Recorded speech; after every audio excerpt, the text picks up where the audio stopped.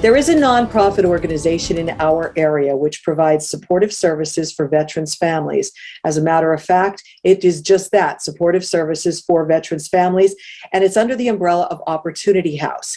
Today, I am pleased to be joined by Victoria Spittler. She is case manager with Opportunity House. Victoria, thank you so much for joining us. This is very important information. We have a lot of veterans in our area, and unfortunately, a lot of veterans often fall on difficult times, and that's where you come in to help. So tell us about your organization and who it benefits. So Opportunity House, as a nonprofit itself, is based out of Berks County. It's in Reading. So through that, there's a couple of different programs. The SSVF program, which is what I administer here in Schuylkill County. We also administer it in Berks and Lancaster as well. But they also, in our Reading facility, have a day center as well as a homeless shelter.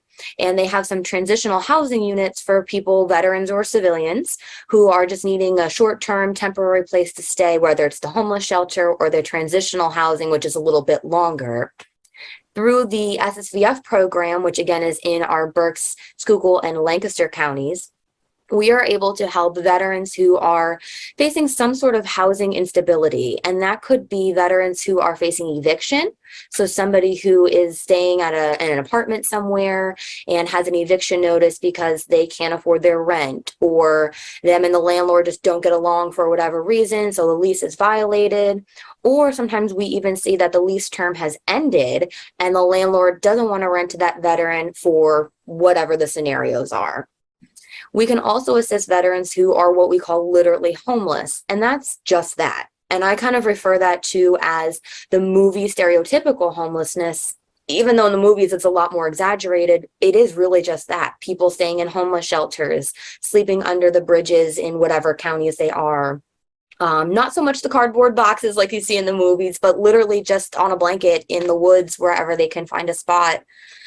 Sleeping in abandoned buildings with no utilities. I've seen people in Berks and Schuylkill County that the buildings are completely pretty much demolished, abandoned buildings with no utilities, no walls, no doors, etc. And it's really sad to see that, but it's great that there's a program like SSVF that is actually a nationwide program through a number of different nonprofits across the whole United States that are able to help these veterans find housing of their own kind. It can be through Joe, the random landlord. It can be through a room for rent that's shorter term, transitional housing, through the housing authorities in any of the counties. Pretty much whatever the veteran chooses, that's the avenue we're able to go to help them find some sort of housing.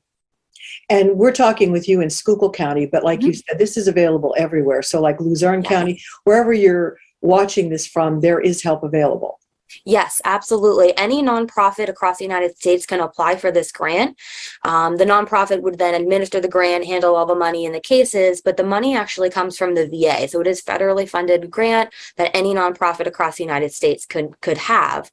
And every county, to my knowledge, across the United States does have at least one SSVF program that covers that county. So it is very serious. Every year we have a goal to see, through Opportunity House, to see at least 200 veterans. And every year since I've been here, since 2016, we have surpassed that. We do throughout the season see kind of an ebb and flow. When it's warmer, a lot of people are more okay with staying outside because it is warmer. It's not, middle of January, 19 degrees or lesser outside. In the winter, we do see a little bit more kindness where family members might bring them in off the street. But then as soon as it's warm, they kick them back out.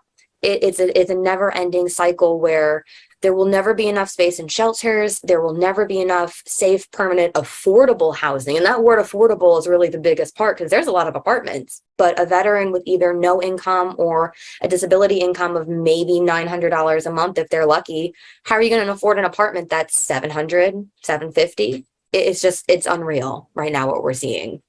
So for people watching this today, what's the best way, if they know someone in need, what's the best way to get in touch with services, to get in touch with you? So there's really no wrong way to refer a veteran. You can reach out to whoever's in that county specifically. So either myself, Kim Hartman, or Kim Long. They cover our Berks and Lancaster office. Our supervisor, Holly Wolf, she's in our Berks County office. But there's actually also another line. It's a I don't know if it's quite nationwide, but definitely at least countywide for the ones that we cover, called 211. It's a general referral system helpline where the veteran or anybody can call in, tell them what's going on, tell them their story, and then they'll be referred to the people who cover that area, whether it's myself, whether it's Luzerne County, whatever county they're in, they'll be referred to. But you can gladly give any of us a call. We have a website for Opportunity House. You can gladly go on there and go through the help ticket. People can show up at our door. If, we are here in the offices, we can gladly greet them right when they come in and have those discussions right with them. Today's news feature is brought to you by Feisner's Ford in Freeland, who is celebrating 75 years in business. Give them a call at 570-636-3920, or you can log on to feisnersford.com.